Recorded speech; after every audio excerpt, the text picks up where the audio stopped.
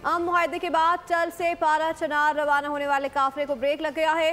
Barrister Saif कहते हैं कि सिक्योरिटी खदशात के बायस काफिले को रोका गया है। लोअर कुरम के इलाके बगल में फायरिंग का वाकया पेश आया है। सदर मुमलिकत वजीर आज़म वफाकी वजीर दाखिला ने फायरिंग की मजम्मत की है। गवर्नर KP का कहना है कि काफिले पर फायरिंग KP हुकूमत की नाकामी का मुंह बोलता सबूत है।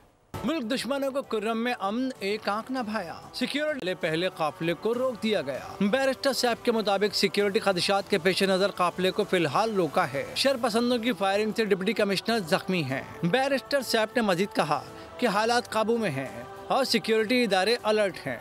हमला करने वाले अमन मुआहिदे के दुश्मन हैं। बैरिस्टर सैफ के मुताबिक इलाके के अमन को सबूताज करने की कोशिश की गई। हुकूमत हर हाल में इलाके के अमन को बहाल करेगी। सदर और वजीर आज़म की जानिब से वाक़े की शदीद मजम्मत, जबकि डिप्टी कमिश्नर समेत दीगर जख्मियों के लिए सेहतियाबी की दुआ की गई। सदर और वजीर आज़म का कहना था कि हुकूमत और सिक्योरिटी फोर्सेज दहशत गर्दों के खिलाफ सरगर्म अमल हैं। उधर वजीर दाखिला मोहसिन नकवी ने भी कुर्रम में सरकारी गाड़ियों पर फायरिंग की शदीद मजम्मत की। मोहसिन नकवी ने कहा, फायरिंग का वाक़या अमन मुआहिदा सबूताज करने की साजिश है। गवर्नर खैबर पख्तूनख्वा, वज़ीर आला पंजाब मरियम नवाज और दीगर सियासी रहनुमाओं की जानिब से वाक़े की शदीद मजम्मत की गई है।